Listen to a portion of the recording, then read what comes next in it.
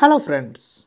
So this is another problem in which you will find tension in a rope.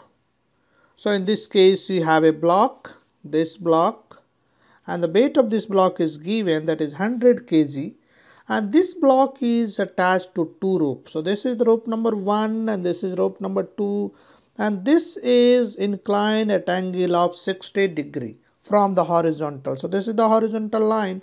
From here it is inclined at angle of 60 degree. So now we have to find tension in these two ropes.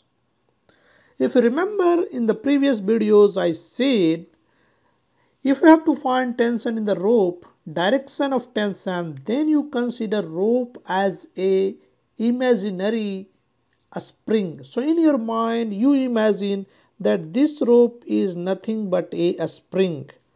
So now if you consider this rope as a spring, so what is happening? This mass is trying to pull or trying to go in the downward direction. So this mass, so weight of this mass is applied in the downward direction. This means this spring is stretched.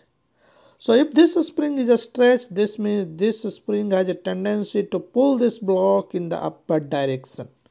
So this means now I know the direction of tension in this rope. So this is the meaning for joining a spring, imaginary spring for a given rope. So now I know the direction of tension on this rope is in this direction. So this is the direction of tension. Now this will have two components. One component will be in the vertical direction. So this is one component, that is,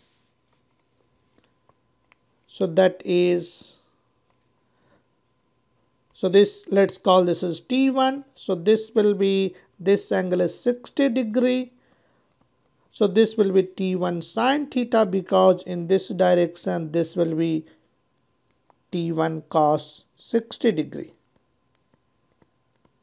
So this will be T1 sine 60 degree.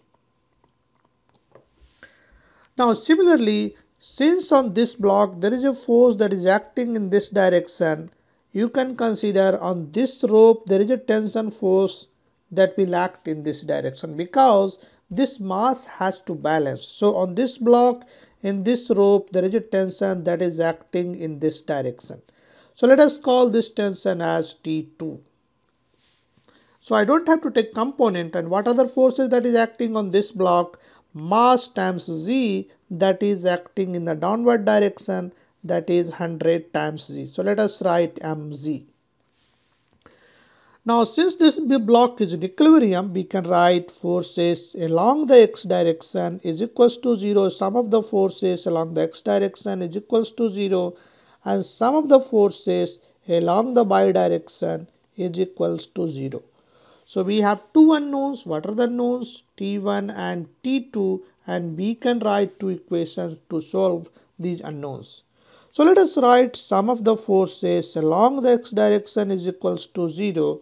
So along the x direction I have T2. So T2 is positive because this is acting in this direction, and minus T1 cos theta, cos 60 degree in this case, is equals to 0. So from here I can say T2 minus T1 cos 60 is 1 by 2 is equals to 0. So T1 is equals to 2T2. So I have one expression, let's call this is equation number 1, and we can write summation of forces along the y direction is equals to 0. So sum of the forces along the y direction. So in the y direction we have only one force, that is T1 sine 60, and minus mz is equals to 0.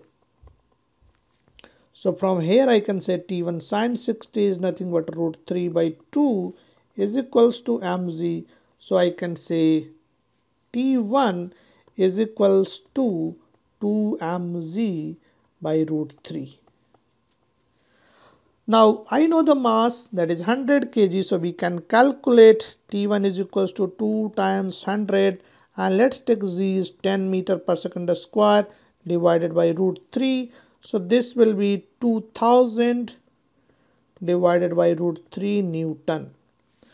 What will the value of T2? T2 is nothing but half of T1, that is from equation 1. So T1 is 2000 divided by root 3 and this divided by 2. So you will have T1 is simply 1000 divided by root 3 Newton. So now you can basically solve. So whenever you have a problem of tension in a rope, you can always use equation of motion, that is sum of forces along the x direction is equals to 0 and sum of the forces along the y direction is equals to 0. This is because this block is not moving, there is no acceleration, so there is no unbalanced forces. This means sum of all the forces is 0.